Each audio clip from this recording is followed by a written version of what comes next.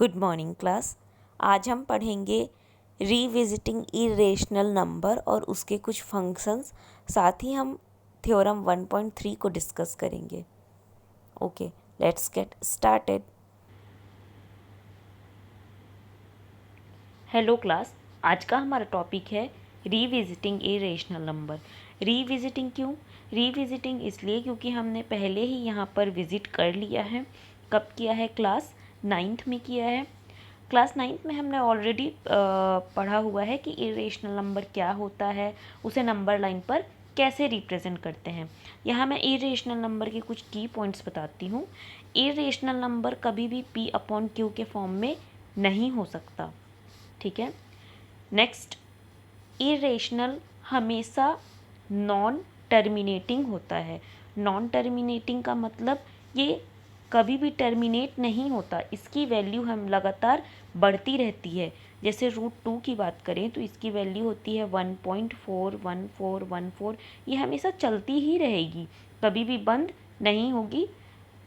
Next है, irrational number non terminating के साथ साथ नॉन रिपीटिव होता है। दैट मीन्स अगर हम 10 डिवाइडेड बाय 3 करते हैं तो इसकी वैल्यू 3.333 समथिंग आती है और ये हमेशा चलती रहती है। यानी कि ये भी जो नंबर है वो नॉन टर्मिनेटिंग है, बट ये रिपीटिव है क्योंकि इसमें 3 जो है वो रिपीट हो रहा है। बट इरेशनल नंबर में ऐसा नहीं है।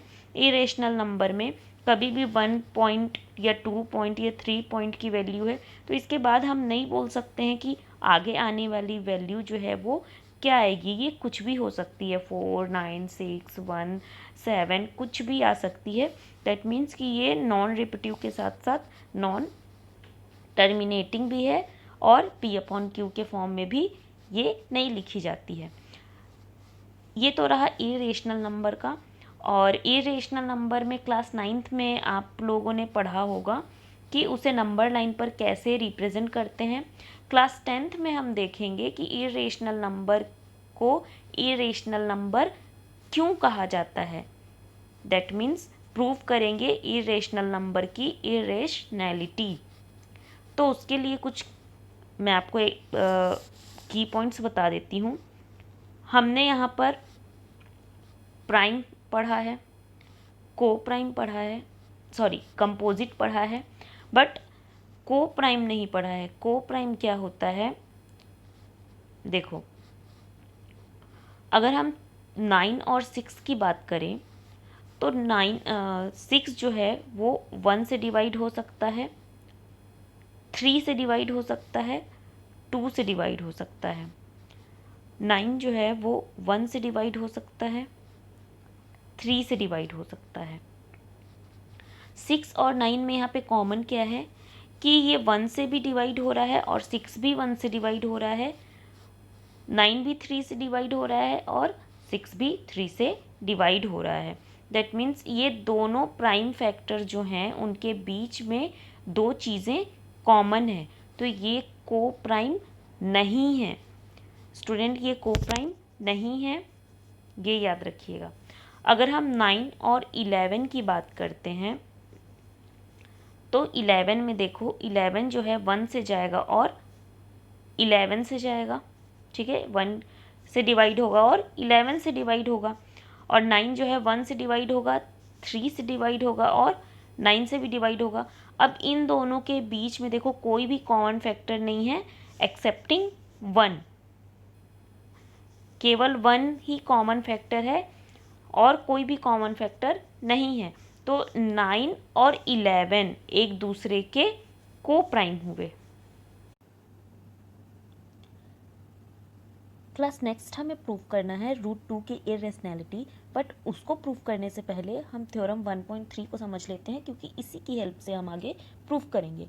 थ्योरम 1.3 कहता है, let's P be a prime number, let's P be a prime number if P divides A square then P divides A where A is positive integer।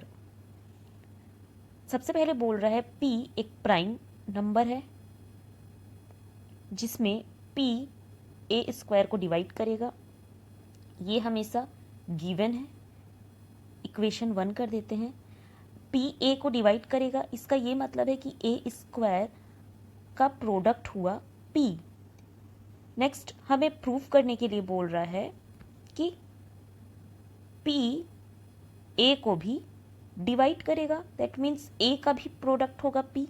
ये हमें प्रूफ करना है, ठीक है। तो यहाँ से हम देखते हैं, इतना समझ में आ गया? आप नोट डाउन करते जाइए क्योंकि मैं इरेज करूँगी, कुछ समझ में नहीं आएगा। तो ये मैं इरेज करती हूँ। आगे हम देखते हैं,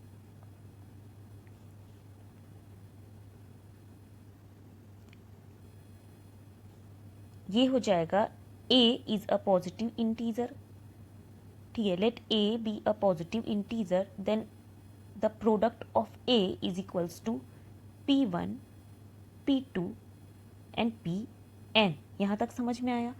a अगर हमारे पास कोई पॉजिटिव इंटीजर है तो उसका हम प्रोडक्ट फॉर्म लिख सकते हैं। उसका प्रोडक्ट फॉर्म हुआ p1 p2 pn। ये इक्वेशन 2 कर देते हैं। अब squaring both side of equation 2, equation 2 को स्क्वायर करेंगे दोनों साइड पे, तो ये हो जाएगा हमारा A square is equals to p1 p2 pn इस पूरे का होल स्क्वायर। यहाँ से हो जाएगा A square is equals to, एक सेकेंड, यहाँ से हो जाएगा A square is equals to p1 p2 pn, ये एक ब्रैकेट में, अगेन p1 p2 pn। यहाँ तक समझ में आ गया? ये हो जाएगा इक्वेशन 3, ठीक है। अब हम देखते हैं इक्वेशन 1 से ए स्क्वायर जो है वो p का, सॉरी, ए स्क्वायर का प्रोडक्ट है p, और इक्वेशन 3 से हम देखते हैं कि ए स्क्वायर का प्रोडक्ट है p1 p2 pn, ब्रैकेट में p1 p2 pn, ठीक है। तो इक्वेशन 1 और इक्वेशन 3 से क्या हो जाएगा? इक्वेशन 1 एंड इक्वेशन 3 से क्या हो जाएगा? देखो, the fundamental theory of arithmetic हमेशा यूनिकनेस की बात करता है।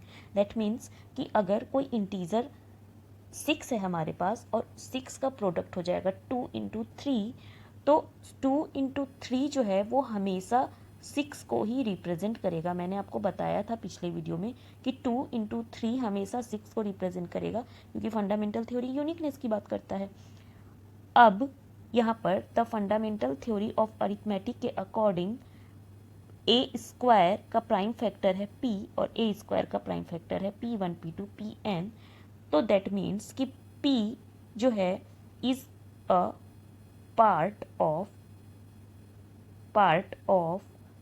p1 p2 pn, ठीक है। p जो है वो इसी का पार्ट होगा, p1 p2 pn का ही पार्ट होगा, तभी तो वो इसके अंदर समाएगा और इसके अंदर वो लाई करेगा, तभी तो वो ए स्क्वायर का प्राइम फैक्टर होगा और वो यूनिक होगा, नहीं तो फिर यूनिक नहीं रहेगा ना। तो यहाँ से इक्वेशन 4 आता है कि p जो है वो p1 p2 pn के अंदर का ही एक पार्ट है। अब हम देखते हैं इक्वेशन 2 एंड इक्वेशन 4 से। इक्वेशन 2 एंड इक्वेशन 4 क्या कहता है? इक्वेशन 2 है A is equals to p1 p2 pn and equation 4 है p जो है वो p1 p2 pn का ही एक पार्ट है। तो यहाँ से देखो, a is equals to p हो जाएगा इक्वेशन 2 एंड इक्वेशन 4 से, क्योंकि p जो है वो p1 p2 pn का ही एक पार्ट है और p1 p2 pn जो है वो a का एक प्रोडक्ट फॉर्म है। तो यहाँ से a is equals to p हो जाएगा। दैट मीन्स कि p जो है वो a भी a का एक प्रोडक्ट होगा, क्योंकि p1 p2 pn भी a का एक प्रोडक्ट है इक्वेशन 1 से, तो p भी होगा। और यही हमें प्रूफ करना था, ओके, थैंक यू। आज के लिए बस इतना ही class. If you like this video, please don't forget to like, subscribe and share. Also hit the bell icon for more notification. Thank you.